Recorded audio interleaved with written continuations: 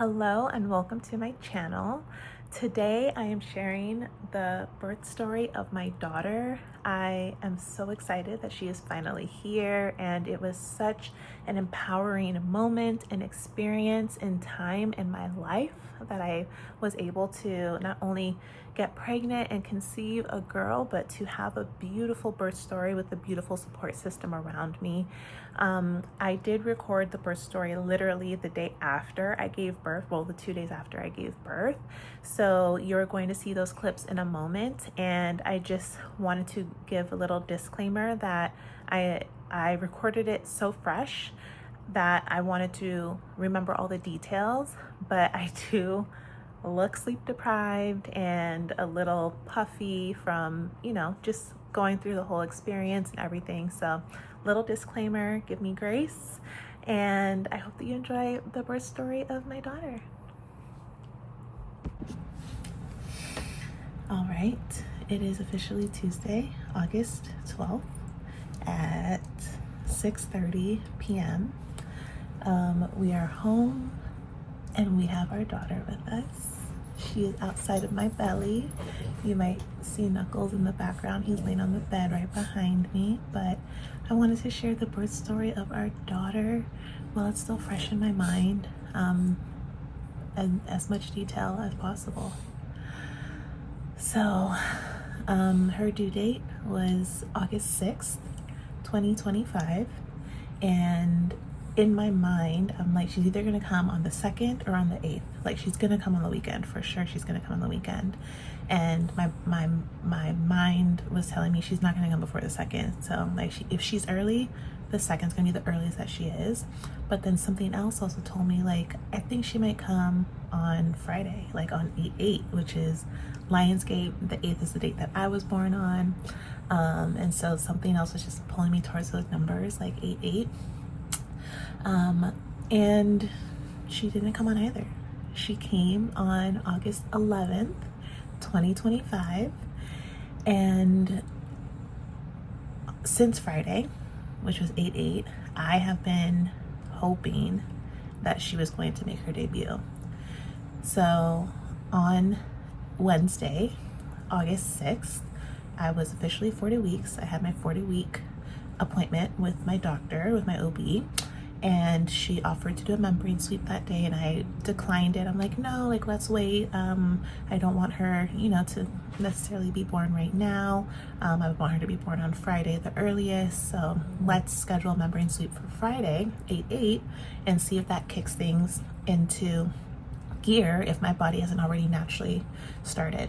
So she said everything looked good on Wednesday the 6th. That baby had good amount of amniotic fluid inside, like the womb. She measured like a 5-centimeter sac. Her heartbeat was great. I was measuring right at 40 weeks, and like my whole pregnancy, not my whole pregnancy, but like the last, like the third trimester, I've been measuring ahead of the curve. So at 34 weeks, I measured at 36 weeks. At 36 weeks, I measured at 38 weeks. And so it wasn't until 38 weeks that she actually slowed down her growing. And at 38 weeks, I then measured at 39 weeks. At 39 weeks, I measured at 40 weeks. And then at 40 weeks, I measured at 40 weeks. So everything ended up coming out as it should. Or like, quote unquote normal. So on Friday, well, backtrack, on Thursday, I started to do some like natural labor inducing things. So number one, we got the labor salad from this restaurant in Studio City. I had that for lunch. I started to do some more like pelvic tilt and hip circles, and we went on a walk. I was trying to just move her down and make room within my body for her to come out. I also ate some pineapple. I had cut up a whole pineapple and I ate literally like 3/4 of it on Thursday, which is supposed to help with like ripening the cervix and things like that. And then I just like listened to some meditations about allowing my body to open up and just trying to get like my mind in the right mental state. So those were a couple of the natural things that we did to try to jumpstart labor. I was intimate with my husband that night. And yeah, just, you know, trying to do all those little things. So come Friday morning, didn't have any signs. I had a little bit of cramping on Thursday night, but it wasn't a contraction. It was just like very, very like mild, like cramping. And so I was like, well, maybe that's something, but it turned out to be nothing. Because when I woke up Friday morning, I was like, okay, nothing's happening. I don't feel anything. So we go to the appointment on Friday morning, and I do get a cervical check, and a membrane sweep. With the cervical check, my doctor actually was like, you're almost 4 centimeters dilated. I was like, what? Like, I haven't felt anything, but that's great. My body's opening up and I'm not even realizing it or like feeling it. And she said that I was about 70% effaced, and baby was still in station like -2. So she was still high up. She wasn't fully into my pelvis, but she did do a membrane sweep. It took her a little while to find my cervix. It did have a posterior tilt, but she was able to find it and complete the membrane sweep on Friday morning. So that was the state of the state on Friday. So then all Friday, I start doing more hip tilt or more pelvic tilts, more hip circles. We go on a walk. I finish the rest of my pineapple. I have another like labor salad because we had to save some like additional dressing that they gave us. So I made a personal labor salad. And then I was like, do I want to do the castor oil thing? And then I started to do some more like research on it, on like what would happen if there's this like castor oil smoothie that you can do. And pretty much in my mind, it was like poisoning my body. That's the way that I could induce labor, by like doing this castor oil smoothie. But the way that it works is that it poisons your body. It makes you want to purge everything. So you can also vomit or have diarrhea, like everything literally is coming out. And so that's why it makes baby come out, because it's just like gonna purge your system. And so I was thinking about it, like what are the pros and cons? Like I really did want her to be born on 8/8, but it was like already more than half of the day had gone and I hadn't felt anything. And so I was a little scared. I was like, I don't know if it's meant to be today. I hear baby girl crying. I'm just gonna go check on her to see if she's okay. I'll be right back. Okay, so coming back to finish my birth story, it's the next day. It's now August 13th. Yesterday baby girl woke up, and of course I need to tend to her, so we're coming back today to try and finish this birth story. Didn't get that much sleep last night, but got enough to be super functional, and I'm feeling good. So yeah, I believe the last thing that I shared was, well, actually, also let me preface, I'm in a completely other room and you might hear some background noise because I have the window open, so I hope that isn't distracting. But the last thing that I shared was that it was Friday. We did a membrane sweep. We did, a couple other things to try to naturally induce labor. I did a labor salad again and got some walking in, some hip circles, some pelvic tilts. Tried our best to not push it too much. I watched some videos on the pros and cons and sat with it for a little bit, and ultimately decided that baby girl is going to come when baby girl is ready to, and I don't want to add unnecessary pressure or poison to my body to get her out if it wasn't needed. And she didn't have to come out on Friday on 8/8, just because the 8 is a number. It wasn't enough of a reason for me to try to force induction. So I told myself if I got to 41 weeks and she hadn't come yet, then I may contemplate the castor oil smoothie again, but that I was going to put out of my mind for Friday for sure. So Friday night I did have a little bit of like light cramping, and I was like, oh, hopefully this is it. Hopefully this is, a sign that my body's getting ready and she's going to come on Saturday. So wake up Saturday morning, nothing. Felt like a normal day. So we go to the park. We decide, you know what, we're just gonna make the most of it. We took Luca, my 2.5-year-old son, to the park. There's a little splash pad down the street, so we're like, let's go to the park, let's play, and then we'll end at the splash pad and come home afterwards. So we played at the park, had a great little, family morning. I did some curb walking on Saturday morning, trying to, do some more hip shifts and work baby down. It was finally time to go to the splash pad. And so I took off my son's shoes, and he was playing with his dad in the splash pad, and I was leaving to go get towels from the car, because I was like, all right, well, let me go get the towels, since we just started playing. We didn't want to carry them around while we were playing in the park. And literally within like the first 5 minutes of enjoying the splash pad, Luca falls and busts his lip. So I was like a little scared, because he was like bloody on his his front teeth, and I was like, oh my goodness, like my baby boy just he's never had a big injury, and so him falling, and he fell to his knees and then fell on his face, but didn't use his hands to brace him, so his nose and lip are what hit first. That's baby girl. She's waking up right now again. Maybe I'll just bring her over here to finish the story time with me while I nurse her, because it has been it's time to feed her. So give me a sec, I'll be right back.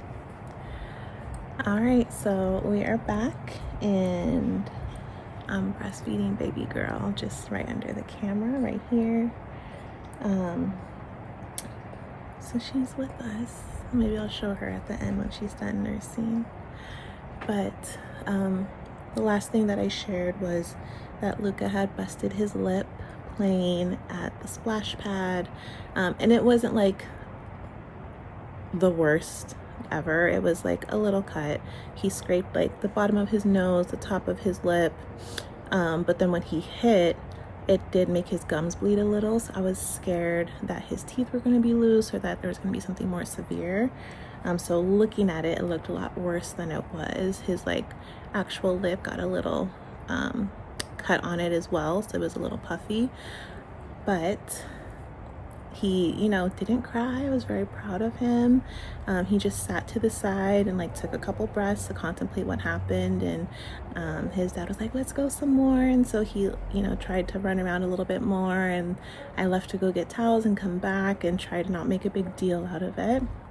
But when I came back, I could tell that his energy had definitely shifted. And so I was like, I think it's time that we go home, so that we could definitely put some ice on it. And just take care of him. So Saturday, although I really, really wanted baby girl to come, after he busted his lip, I was like, I just want to give my son all the love, because he's going to be having to share me very, very soon. And he just got this big boo-boo, and I just want to take care of him. So we came home, gave him a popsicle, gave him some chi-chi, and just literally nursed him and helped him feel better and cared for and loved on all day Saturday. And so Saturday night, I did have light cramping again, and I was like, oh, maybe she's gonna come on Sunday. Sunday is Soul Day.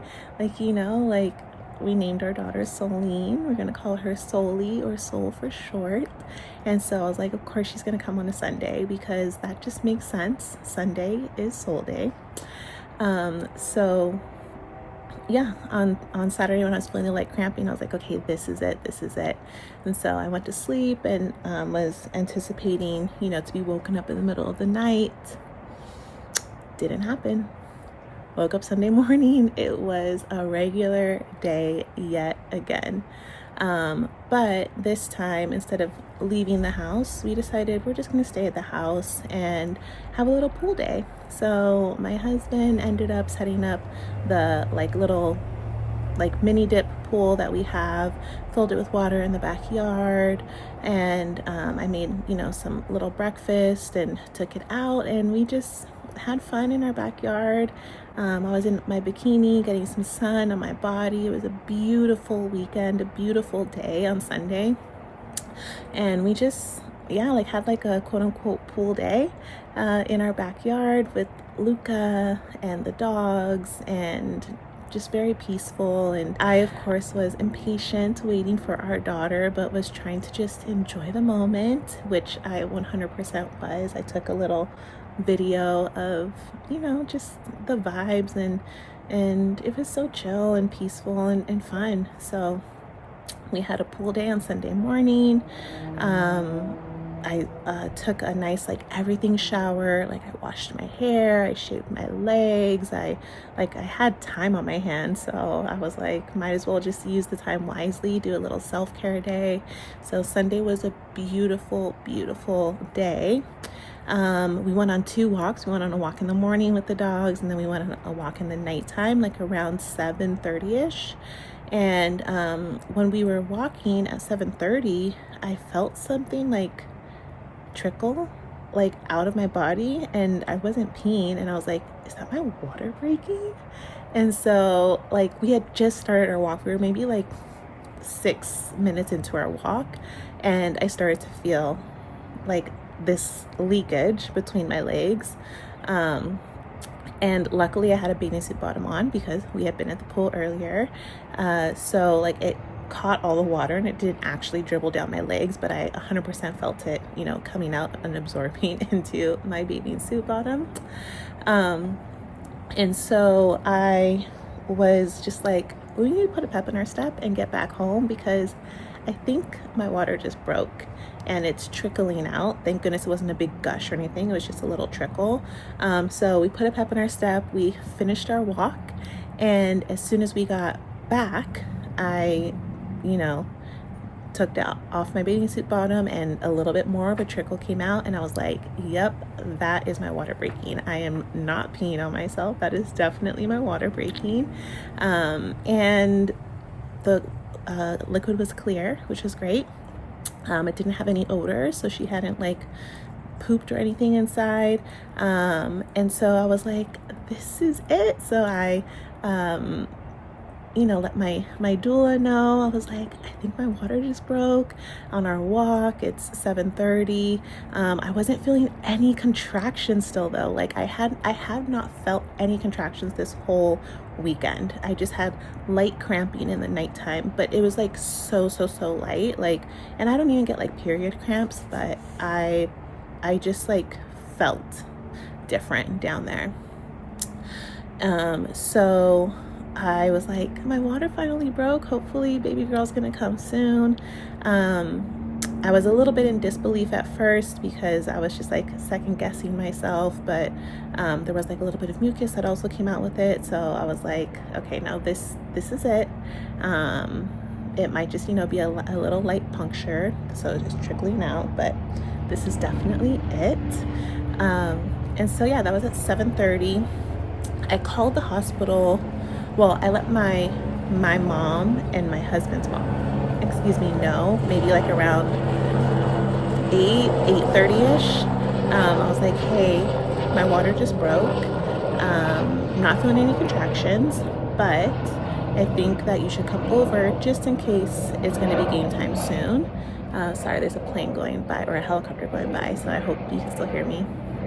But I was like, I think it's time for you to come over to be with Luca just in case it's game time, so I can focus, so Steven can focus on supporting me and we don't have to worry about supporting Luca. So my mom was like, great, I'll head right over.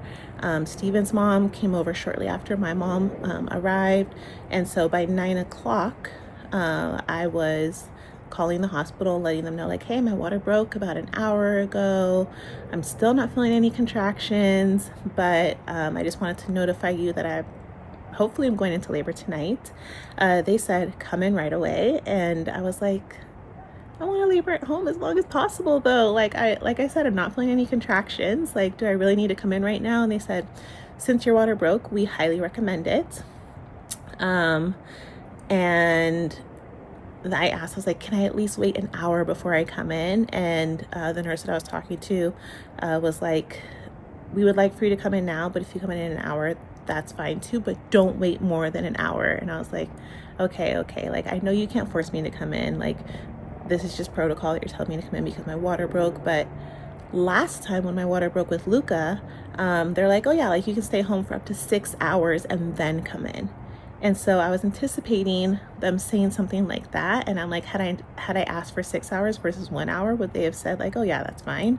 But whatever. I said 1 hour. And so, yeah, I was like, okay. So I was talking with my doula and I was like, hey, like, I'm still not feeling any contractions. They want me to go in an hour, which would be around 10 o'clock, but I want to wait at home as long as possible. And she's like, just listen to your body, you know, do what you feel is right. And which I appreciated so much because I was so conflicted and I got a little emotional talking to my husband about it. I was like, I don't want her, like our daughter, to be in any, like, to be at risk, but I'm not feeling contractions and I don't want to go in. And I know the longer I'm in the hospital, the more likely I'm going to want to get the epidural and the more, you know, opportunity there is for me to have a medical intervention. So I want to stay at home and labor as long as possible and go in, you know, in my mind, ideally when I'm like 8 centimeters, because then I'll walk in, have the baby and be done. And so, my husband's very supportive and he's like, yes, like whatever you want to do, we can do. So I was just like, all right, like I'm going to start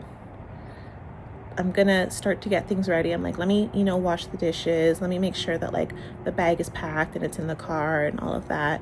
And so I did the bag first and then was going to do the dishes afterwards. And once I was done packing the bag for like our hospital bag, like it was already packed. I just need to add like 2 more things into it.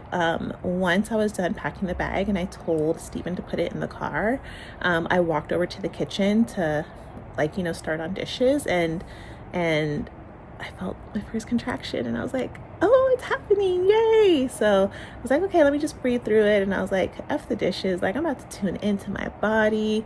I'm about to just listen to like what my body needs and honor it. And the dishes are gonna stay dirty. So I was in the living room with my mom and my son and the dogs, and there's just a lot going on and I couldn't focus. So I came into the bedroom and like sequestered myself and turned off the lights and, you know, just made it nice and dim. I had Stephen bring the birth ball into the bedroom so I could just like rock on the birth ball and move a little bit. And yeah, just did some more hip circles, some more pelvic tilts to try to give her some room to move on down. And within like a half an hour, my little baby contractions started to like increase. And so I was like, okay, like we're making some progress. This is good. This is good. And I finally started to track them on the app that I have. I tracked like 4 contractions within 11 minutes. And I was like, these are really fast, like coming back to back, but they were only like 30 seconds long and they weren't that intense. So I was still in disbelief. But I listened to like a meditation that my doula sent me that was about like protecting, like a guided meditation of like protection. And it really helped me to just think about like my body and to tune in and to kind of ease my nerves that like everything's gonna be okay. Like just listen internally, follow your intuition, and know that there's like this veil of protection over you in this time. And so after hearing that, I was just like, you know what, like these contractions are so close together, although it's not like the 511. I think it's time to go to the hospital. So by this time it was like 10 o'clock, only an hour had passed. So my you know, grandmas came, got here like at 9. Around 9:30 I started feeling contractions, and within a half an hour, like by 10, I was like, I think it's time to go to the hospital. So sorry, I was looking at my daughter. She is still nursing, but I think it's almost done. So at 10 o'clock, I was like, all right, I'm going to say bye to everyone and we just need to head on out. So Stephen got the birth ball, got like last little like filled up the labor aid, and we were walking to the car, and the gate was open. We have like a controlled access gate. It was open, so I was like, I'm going to the car. Like I said bye to everyone, and like, gave everyone kisses, and was feeling contractions, as I was saying my goodbyes. And like Steve's mom was like, oh yeah, this is it. And I was like, yes. And so I walked out of our gate, and as soon as I walked out of the gate, it started to close. So I guess whoever opened it initially wasn't the same person who was closing it, because they were thinking that they were then opening it, although it was closing. And Steven just popped his head out the door, and I'm like, unlock the car, because I was already at the car. I was already ready, and I was feeling the contraction. So I was just like swaying, and I wanted to put my purse down in the car, because I was holding my purse and the water bottle. I'm like, I don't want to be holding these things while I'm having a contraction. I want to be able to like move with my body, and like put my hands on my knees, and like bend, and like just not have anything in my hands. And so I felt a little bad, because I like yelled at him to unlock the car, and he was like, oh, gotcha. So he unlocked the car. I threw my purse and like my water in there, and then I just like moved with a contraction, like right there, right next to the car, standing outside of it while he finished like loading the birth ball and stuff. My mom came out with us, and she tried to like support my belly and help me, through that contraction. The birth ball was not fitting in the trunk with the stroller, so we had to take out the stroller in order to make room for the birth ball, and then we were on our way. So it was a quick 15-minute drive to the hospital. We got to the hospital around like 10:30-ish and checked in. And right when we got to the hospital, I initially in my mind, I was like, oh yeah, like Steven can park the car, and like we'll like walk in together. And like once we pulled up to the hospital, I was like, leave me at the front, because I was just feeling the surges back to back, and I did not want to walk that whole way from the parking lot to the front of the hospital. So he parked right in the front, left our car there, and went to go check me in with security. They wanted to send me to triage first to check me, but I'm like, I was 4 centimeters on Friday. Like, this is real active labor. And so since I had called ahead at 9 o'clock, one of the nurses was like, nope, we already have a room set up for her. Like, don't send her to triage, just send her to the room. And so I went straight to the room.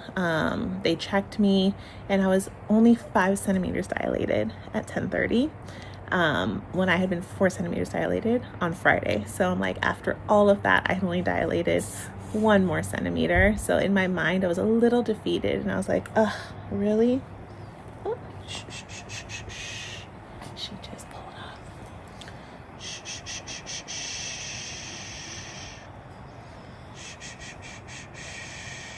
I'll be right back. 1 moment. Okay, so part 4. So we get to the hospital around 10:30, and they give me a cervical exam as soon as I'm there. I did want a cervical exam because I did want to know like how far along I was. And 5 centimeters, station -1. And I'm like, okay, that's cool, that's fine. We still have some space for her to move around and move down. So it's okay. The contractions were not that intense. They were totally manageable. But in my mind, I just anticipated the contractions growing so much more in intensity. And so I was like, maybe I do want to get the epidural, because although I can handle the pain right now, I don't know if I'm going to be able to handle it, 6 hours from now, 12 hours from now.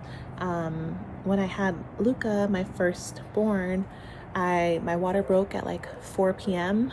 on a Friday, and I didn't deliver him until Sunday at 1:43 a.m. So it was almost like, 36 hours later. So I didn't want, I'm like, if I can't handle the pain, an hour from now, 2 hours from now, then I'm going to get the epidural. And so I told Steven, I was like, on the drive over, we called our doula and her know, like, hey, we're heading to the hospital. The contractions are a lot closer. They're not that intense, but they are a lot closer together. So we just want to be at the hospital just in case. And so she's like, all right, like, cool, like, totally understand. Let me know when you want me to come. And I was like, well, let us get checked in. Like, I'll have them check me. And once we're checked in, we'll probably have you head over then. So got to the hospital at 10:30. After they gave me the cervical exam, I told them, I was like, okay, I want to go to the bathroom. I feel like I need to pee and I want to like release as much as I can. So I went to the restroom and then changed into my gown. I was in my dress that I arrived in when I got my cervical exam. And so finally when I went to the restroom, that's when they changed me. And I told Steven, I was like, I think it's time to call our doula and tell her to come down so she can support me, because these contractions are going to get so much more intense. And I just would love to have her here. So he called her and she said that she would be there by 11:30, which was like perfect. I'm like, great. That's like, it was, by this time it was maybe like, I don't even know what time it was, but in my head it was maybe like 11 at this time. And so she was really, really close, which is great. And so I was sitting in the bed and my legs just felt so like heavy. I don't know if it was like trauma from like my first birth, because I did have an epidural and I was bedridden after you get the epidural, of course. And so I literally was sitting in the hospital bed and I was like, I can't move. Like, I felt stuck in that bed. So I'm like, I need to get out of this bed and move my body, because if I continue to sit here, like, I'm not going to progress. And like, my body was just like telling me that, like, like that feeling of being stuck in the bed. Like my intuition was like, get up and move. So I asked Steven, I was like, hey, like, can you bring the birth ball over? Like, let me sit on the birth ball. And so I was sitting on the birth ball and just like swaying back and forth. And whenever I would feel a contraction come on, I would just use my breath to inhale and exhale, ooh, and try to like just do like a deep, like low, like grounding voice to try and like push baby down and breathe her down and out. And so that worked great for the first little bit. I literally just went into like labor land, I want to say. They were trying to get baby's heart rate with like the little like monitors on my belly, but since I was like moving so much, they couldn't get a full 20-minute read of her heart rate. And so they're like, oh, well, like, can you go sit in the bed and like be still for 20 minutes so that we can like monitor baby? And I was like, no, like, this is what feels good to my body right now. Being on this ball and moving is what feels good. Like, I'm only 5 centimeters dilated. Like, she was totally healthy on Friday when I was, got checked, which was 48 hours ago. I have more than enough amniotic fluid. No, I'm not going to lay on the bed for you to run a test. Like, I'm going to listen to my body and I'm going to move. So that's what I did. I was like just continuing to sway back and forth, and like I would literally had my hair like down like this, and my like hair like had like fallen forward because I was literally just like head like down, like swaying back and forth. And Steven was like, it almost looked like you were like in The Ring, like the movie The Ring, where she has like all of her hair in front, because I was just like eyes closed. I literally had my eyes closed and would almost like fall asleep between contractions, or just like go into like a trance or something. But it's what felt good in my body, like just sitting on the birth ball, moving around, like knees wide, so that she, knowing that I was like that station -1, I needed her to like come through and in, or come through the inlet to get to the mid pelvis to ultimately come out. And so I was just like, like ankles in, knees out, trying to like sway her down, using my voice and just like truly focusing and listening to my body. Steven said that there were like 3 versions of me throughout like the whole process. And that was like one of the versions, like me just being in like labor land, like eyes closed, like in my trance, just like not listening. Well, I didn't listen to anyone the whole time. I listened to myself the whole time, my internal like voice and body and intuition. But yeah, that was like phase 1. And so my doula, before my doula got there, I told Steven, I was like, hey, like, once she gets here, if the pain isn't, if like once she gets here, I feel like the pain's going to increase. And if she isn't able to comfort me, then I'm going to want to get the epidural. And he's like, just wait for her to get here. Like, let's not say this right now. Like, we're not going to, like, he knew that I didn't want the epidural. And so he's like, let's just wait for her to get here. We're not gonna make any decisions now. And I was like, okay, but I'm just like, I just want to let you know, like, if this pain continues, if the pain continues to intensify and she isn't able to like help me deal with it, then I just want to get the epidural. Like, there's no reason for me to be in pain if I don't have to be. And so when she came, like, I was fully in a trance. And so like, I didn't even like look up and like make eye contact with her. I was just like, hey, like, you know, like when she came in, and then like in between, she must have came in during a contraction, because I ultimately did like look, and like I was like, okay, Keisha's here, like, cool, great. And Steven was great at taking direction. I would tell him counter pressure, and he would like squeeze on my hips. I'd tell him sacral pressure, and he'd like press on my sacrum, just to like help like open me up and to like support me through it, which was awesome. They ended up swapping ultimately, and Keisha my doula ended up applying the counter pressure to me, and Steven got the fan and was holding my hand in the front while I was still on the birth ball. Once my doula got there, they were talking to my doula and telling her the same things that they were telling me before, like, we haven't been able to get a solid read on baby's heart rate, or I don't want to say solid, like a consistent read on baby's heart rate. Like, they wanted to do like a 20-minute NST, and I'm just like, you want me to stay still for 20 minutes when I'm in active labor? For anyone that, you know, hasn't had an epidural and has gone through it, like, you know, that's crazy talk. Like, you're not gonna stay still for 20 minutes, but hey, you know, that's their protocol. That's what they wanted. So they told her, she was like, okay. And we just continued to labor on. And so I was on the ball for, I don't know, like an hour. She got there at 11:30. And I probably got on the ball at like, I don't know, 10:45, 11-ish. And so I was on the ball for about an hour, and then I started to say, like, with her there, I was like, hey, I think I'm gonna want the epidural. Like, I can handle the pain now, but I'm not gonna be able to handle it once it intensifies, once it gets worse. Like, this is manageable, but I know it's gonna get worse. Like, I just know it's gonna get worse. And so I was saying this with my back to both my doula and my husband, and in retelling the story with Steven and talking to my doula afterwards, like they said, like, they just looked at each other and they were like, okay, yeah, no, whatever, like we both know you don't want the epidural. Like, we're gonna continue on. Like, we hear you, but we're not gonna acknowledge it. Like, Keisha was so good with just like giving me like these like affirmations of like, breathe your baby down, like just like, I don't even remember exactly like what she was saying, but what she was saying was helping me to just like envision,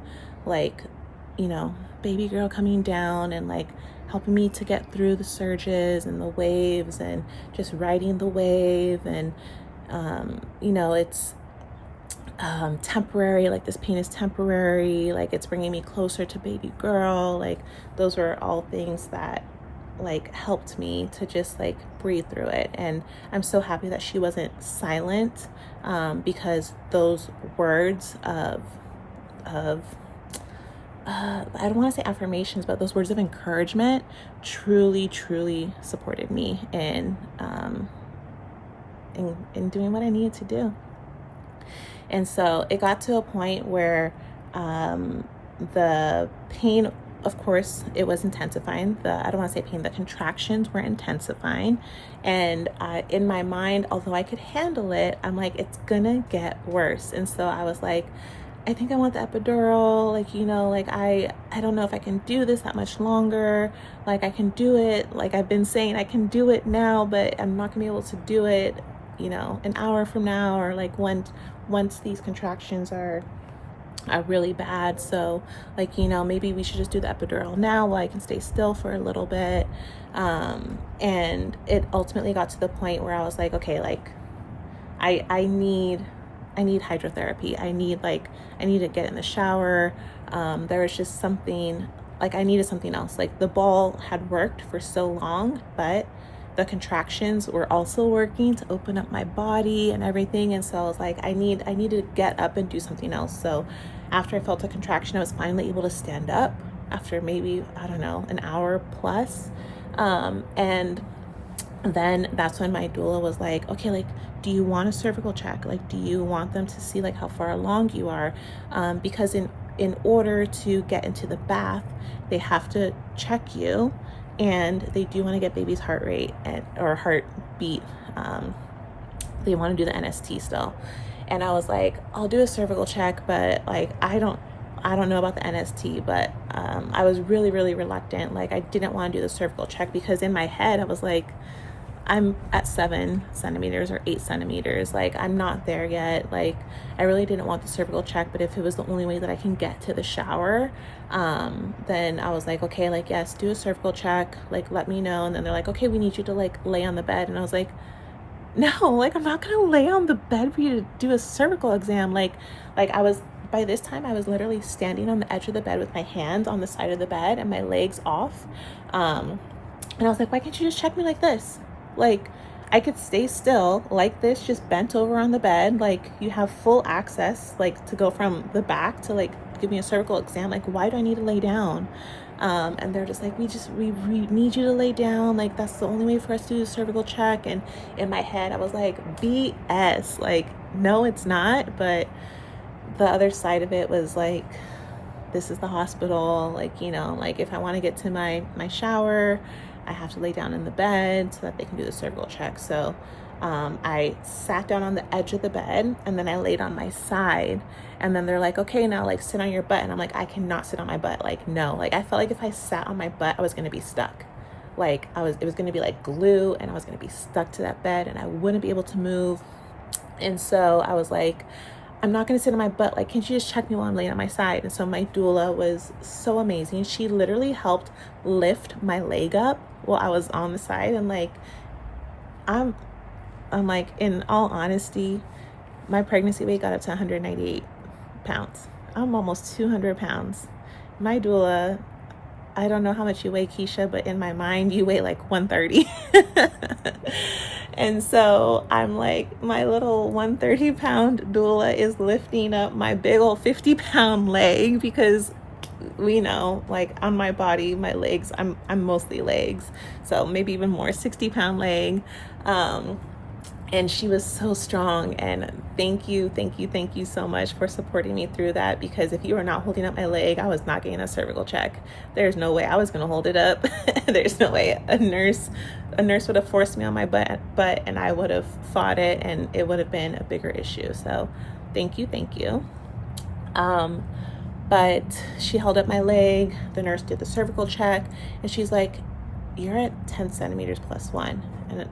And although she said that, in the moment, it didn't register to me. I was just like, okay, that's like wishful thinking right now. Like, there's no way I'm at 10 plus 1.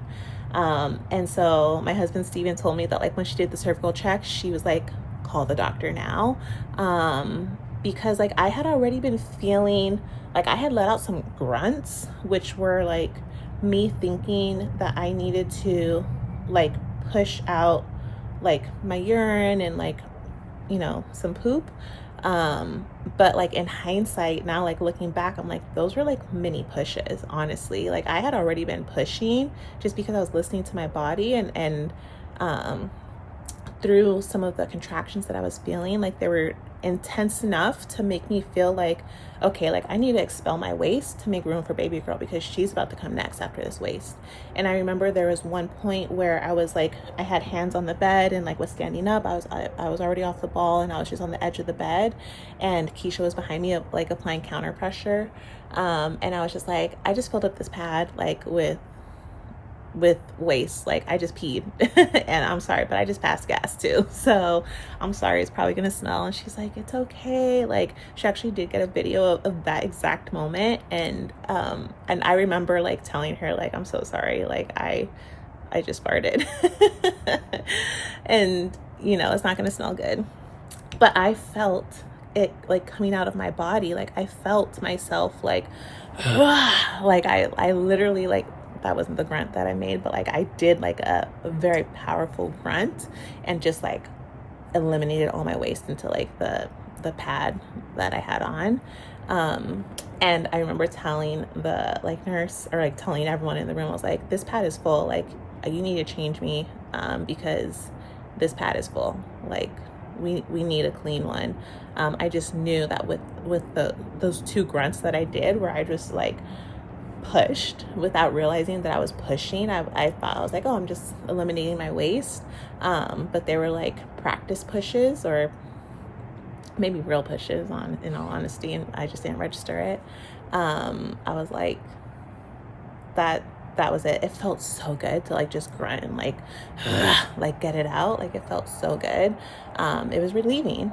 So after they did the check and told me I was 10+1, like maybe like 5 minutes later, I was like, wait, I'm 10 centimeters? Like, does it mean it's time to push? And then they're like, well, yes and no, because the doctor is not here. So I had a cervical check when I got there at 10:30, and I was 5 centimeters, and they could not perform another cervical check because I was sitting on a ball bouncing for an hour. And so they didn't call the doctor because they don't know how fast I'm going to dilate. I didn't know how fast I was going to dilate. It was like maybe midnight by this time, and I was already at 10 centimeters, and I had like this feeling of, that's it. Like, I'm already there. It's already go time. Like, baby girl's about to be born. And so I was just like, okay, well, if I'm 10 centimeters, like, if this whole thing just like washed over my body, of just like, okay, well, we're here, let's go. Like, I felt so good. Like, I was not in pain anymore. I was just like, okay, awesome. Like, where's the doctor? You know, and they're like, oh, she's not here yet, she's on her way. And I was like, okay, cool. They're like, so just wait for her to get here so she can deliver. And so I was like, I had like 5 minutes of like, okay, cool, yeah, I can wait. And then like another contraction came, and I was like, whew, I need to push. I'm like, it is time. Like, it's officially time to push. And so I climbed up onto the bed. I got on all fours, and as much as they told me not to push, my body was saying it's time to push. So they're like, just breathe through this next contraction. Like, you know, like, don't push, just breathe through it. And in my mind, I was like, I'll try, but no promises. But I didn't say anything outside, like verbally. And so the contraction came, and so did a push. Like, I just had to do it. Like, I had to push because it's what felt right. It's like, it's what it was time for. Like, I was 10 centimeters dilated. I was station +1. I knew I had to like still move her through my pelvis. She wasn't all the way out. She needed to be at +2 at least. And so I'm like, well, while I wait for the doctor, like, let me like just get her a little bit closer to like where she needs to be. And so when they saw that I was pushing, they called like my doctor. Although she was like the on-call doctor, she like wasn't there because they hadn't called her, because I was only 5 centimeters dilated an hour earlier, or an hour and a half earlier. So they didn't, you know, I don't know what centimeter they're supposed to call her at, but they didn't call her when I got there at 5.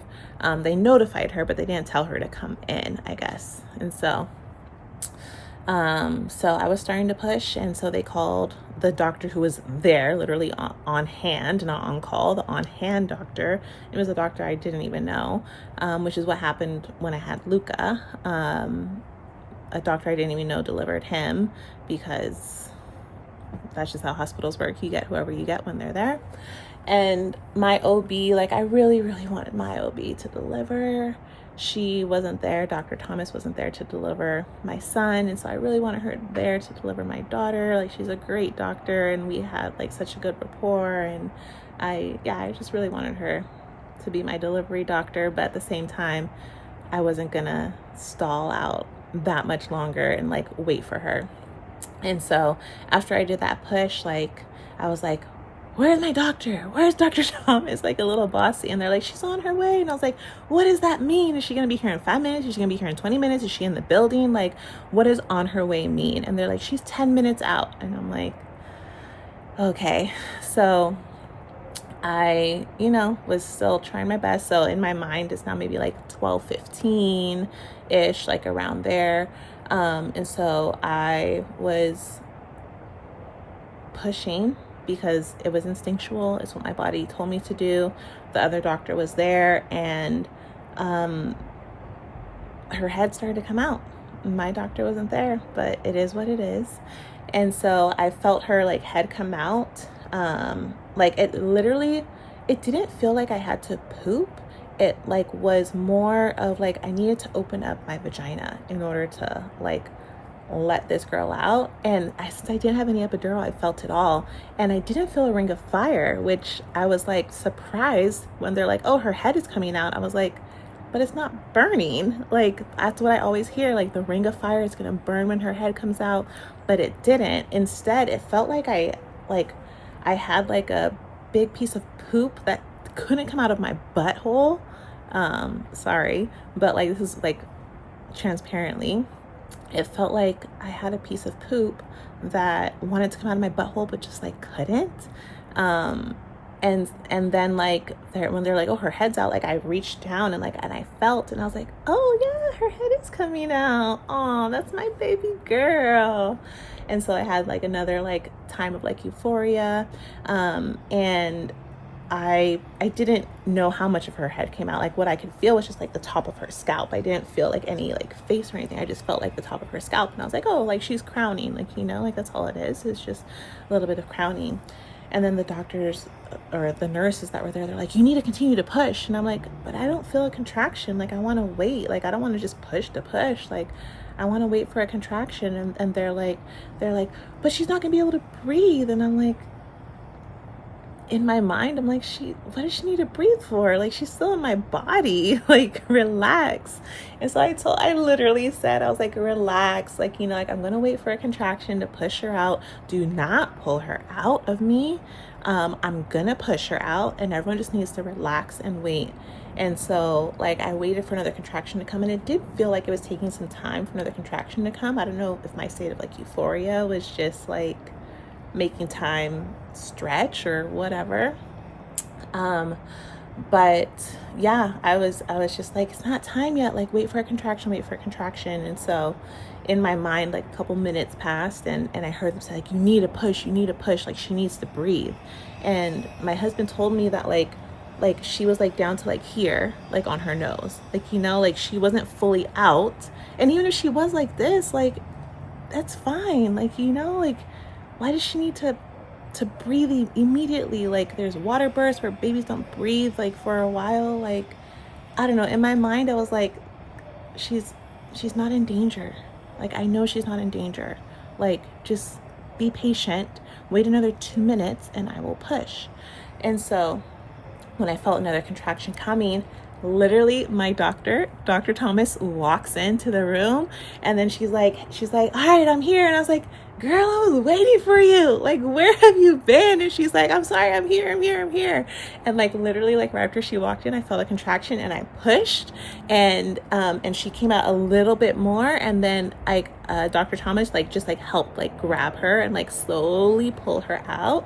And like when she did that, I was like, oh, thank you. Like, like, thank you for pulling her out. Like, I don't know why, like when just her head had crowned, the other doctor, like I could feel the other doctor like touching me and like going to get her. And I was like, don't pull her out. Like, I was yelling at him, like, don't pull her out. Like, don't touch. And like, and I remember like I was on all fours, and like I even like sat up a little bit to like pull my butt in so that they couldn't touch her, and then like push, and then like went back out, because I was adamant. I was like, you better not pull her out, doctor that I don't even know, that didn't even acknowledge me, that I haven't even seen your face. Like, don't pull her out. And I'm so happy that I like relaxed and waited, because Dr. Thomas arrived at 12:30, and at 12:32 my daughter was born. So I literally got to the hospital and started to check in at like 10, I think 10:36 or something, 10:32, I don't know, 10:30 something is what my paperwork says. And at 12:32 my daughter was born. 2 hours later, she came out, and since, you know, I could feel everything, like the doctor just handed her back to me through my legs, I slowly turned around and I held my baby girl on my chest. Steven, my husband, he was like, when they like gave you like the baby like a football between your legs, he's like, I was so scared you're gonna collapse on her. And I was like, I was in euphoria. That I had a spike of oh my gosh, why can't I think of the word? It starts with the A. I had adrenaline running through my body. Like, I was good. Like, I was not going to collapse my baby girl. She was finally here. So I put her on my chest, and Steven took a picture of us, and I'll try to maybe like add it in here. But it was so much easier than I anticipated. And honestly, if I didn't have such a supportive husband, if I didn't have the support of my doula Keisha, I most likely would have opted in to getting the epidural. But it went so fast. The pain was so manageable. In my mind, it was going to get so much worse, and it never got to a point that I couldn't handle it. It was just the anticipation of me getting to that point of not being able to handle it. But yeah, that was the birth story. Baby girl was born on August 11th at 12:32 a.m. Both of my babies came in the nighttime. They're going to be night owls just like mama was. I also was born in the nighttime. And so, yeah, baby girl then joined us, and we did the whole golden hour thing, and we waited to like weigh her and do like measurements and all of that. She was born at 12:32. At like 1:50 she was already like looking for the breast to nurse, and so I was breastfeeding her at like 1:50, like an hour and 15 minutes in. Our breastfeeding journey has been great these past 48 hours. It hasn't even been 48 hours. Yeah, it's been 48 hours officially now. So our breastfeeding journey has been phenomenal, and yeah, she's officially here. So that is the birth story of my daughter. We named her Soline Rosalinda Riffle. Her name is so significant. It is all the women in her lineage, all of their names put together to pretty much create her. She is the legacy of the Serranos and the Swans and the Martinez family. And so I just had to have all of the grandmas and the moms' names put together to create hers. I'll create a whole other video of like the true significance of what her name means. But yeah, Soline Rosalinda Riffle was born on August 11th, 2025. She weighed 9 pounds and 3 ounces and came out at 12:32 a.m. So just wanted to record that whole experience so that I have it for future reference, and to share with all of you that you can definitely do it. Even if this had been my first birth, I know I would have been probably more scared.